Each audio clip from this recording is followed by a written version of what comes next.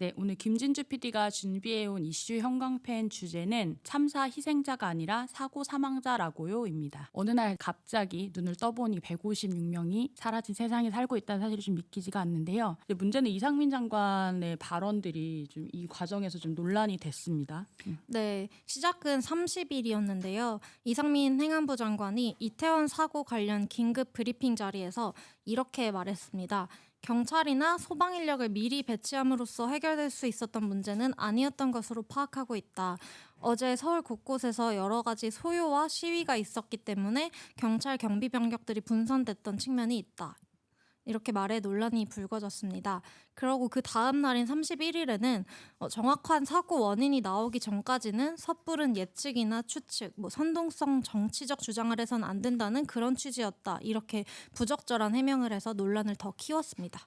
네, 정확한 이제 원인 규명을 해야 할 위치에 있는 장관이 일단 책임을 회피하려고 하는 듯한 의도의 발언을 한 것이 문제라는 비판이 나오고 있고요. 사실 이렇게 경찰을 총지휘하는, 심지어 경찰국까지 새로 신설해서 경찰을 총지휘하는 이상민 장관이 이렇게 말을 한다면 대체 이제 국민의 안전 누가 책임지는 네, 것인가라는 그런 질문이 비판이 나올 수밖에 없을 것 나왔습니다. 같은데요. 예. 아무래도 이제 진정으로 희생자들을 위로한다면 참사의 원인과 책임을 명확히 밝혀야 할 텐데, 그리고 재발 방지책을 좀 제대로 마련해야 할 텐데, 이걸 정치적 선동이라고 몰아가는 거는 이제 더 이상 행안부 장관의 책임을 묻지 말라 이런 뜻으로 들립니다. 이제 뭐 경찰을 배치한다고 해결될 문제가 아니라고는 했습니다만 사실 SNS에는 이 말을 정면으로 반박하는 영상이 올라오기도 했습니다. 네, 좀 많이 퍼지고 있는데요. 어떤 영상이냐면 한 여성이 그 사고가 난 장소와 동일한 장소인 해밀턴 호텔 옆 골목에서 그 몇 시간 전에 촬영된 영상으로 보여요. 그런데 이제 그 여성이 앞으로 전달해 주세요. 올라오실 분들은 잠시 대기하고 내려가실 분부터 이동해요. 라고 외치는 그러니까 영상입니다. 현장을 좀 지휘하는 네. 영상이었던 거죠. 한 예. 여성이 기지를 발휘한 건데요. 이제 이 영상을 찍어서 업로드한 사람은 한 여성분 덕분에 집 갔어요. 감사해요. 라는 텍스트와 함께 영상을 업로드했습니다. 그러니까 결국 이 영상으로 보자면 이제 현장에서 경찰의 적절한 통솔이 있었다면 인명피해를 막을 수 있었다. 이런 분석이 나옵니다.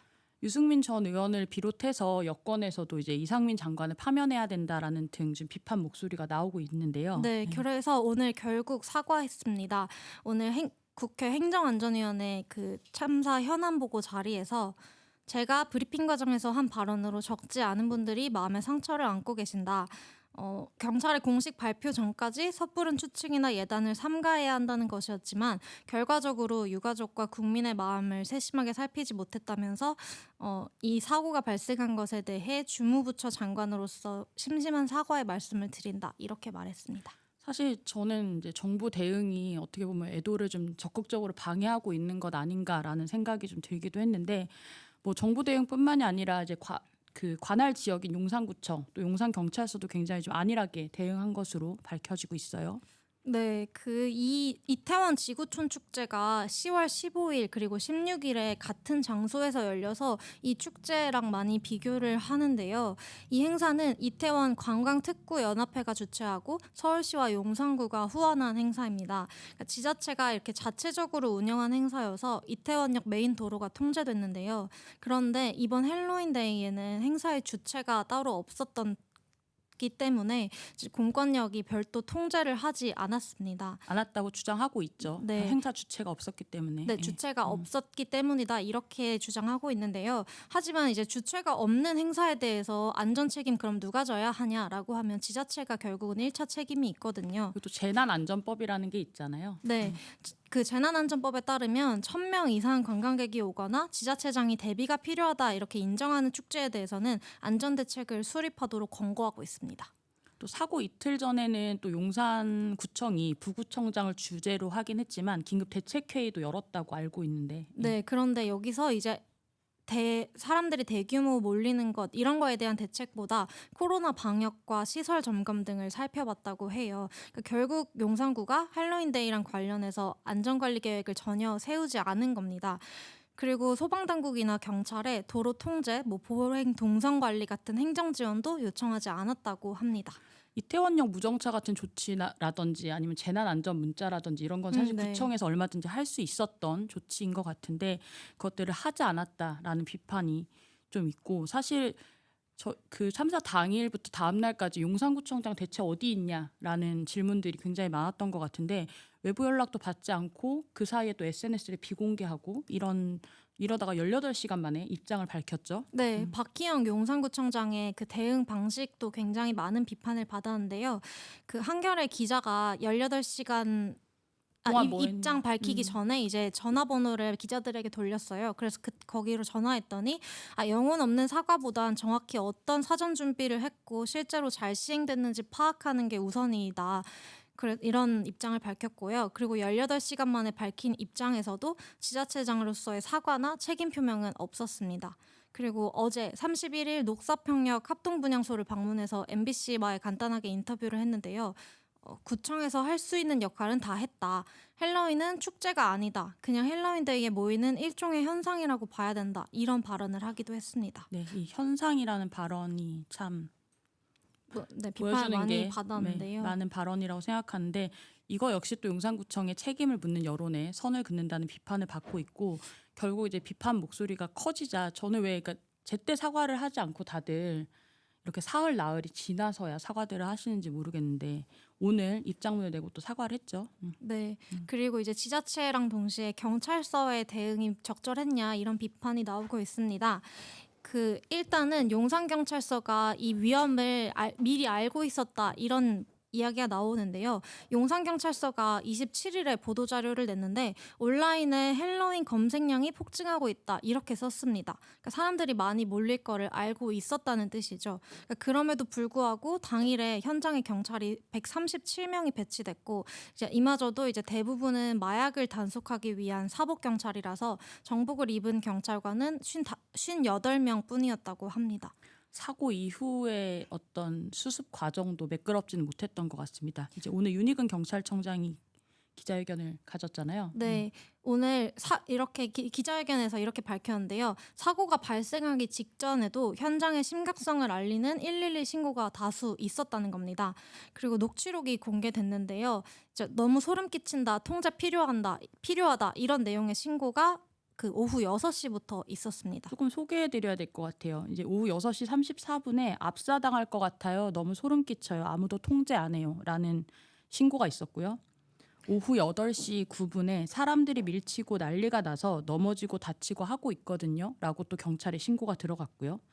오후 8시 33분에 사람들 지금 길바닥에 쓰러지고 이거 사고 날 것 같은데 위험한데 라는 신고가 또 들어갔고요. 8시 53분에 사람들이 압사당하고 있어요. 거의 아수라장이에요. 라고 사실은 압사 참사가 있기 전부터 그것을 보여주는 신고들이 계속 있었음에도 경찰이 대응하지 않았다라는 점이 네. 오늘도 네, 이때 특별한 조치 취하지 않았다 이렇게 밝혔습니다. 정부 애도 방식에 대해서도 좀 언급하지 않을 수 없을 것 같습니다. 윤석열 대통령이 이제 11월 5일까지 일주일간 국가 애도 기간을 지정했는데요. 이 애도 기간을 무색하게 하는 잡음들이 좀 계속 나오고 있습니다. 네, 일단 가장 먼저 짚어봐야 될 게 중대본에서 참사 희생자가 아니라 사고 네. 사망자라고 써야 한다고 지시했다는 내용입니다. MBC 보도에 따르면 참사 다음 날인 30일에 중대본 회의에서 사고 명칭을 통일하고 객관적 용어를 써야 한다 이런 논의를 했고 행정안전부가 이 결과를 지자체들에 전달했다고 합니다. 실제로 오늘 오전에 김성우 행정안전부 재난안전관리본부장이 사망자와 부상자로 용어를 사용하고 있다. 객관적으로 확인되고 명확해지지 않은 상황에서는 중립적인 용어가 필요하지 않을까 이렇게 말해서 이런 논란을 시인한 셈인데요. 국가 책임을 회피하고 사실은 국가 시스템 문제를 외면하려는 어떤 취지를 시인한 것 아니냐라고도 볼 수 있을 것 같은데 네. 사망자는 죽은 사람이고 희생자는 어떤 일이나 사건으로 인해서 죽거나 피해를 입은 사람을 의미하잖아요. 네, 그래서 이태원 사고 사망자가 아니라 참사 희생자라는 표현이 더 적합하다는 의견이 나오고 있습니다. 리본 관련해서도 잡음이 있어요. 네, 국가 애도 기간 동안에 공무원들에게 검은색 리본 폐용하라 이렇게 지시했는데요. 근데 희생자에게 조의를 표한다는 의미의 근조라는 글자가 보이지 않도록 뒤집어서 착용하라는 지침이 있었다고 해요. 그런데 그 이유는 정확히 밝혀지지 않아서 더 혼란이 가중됐습니다.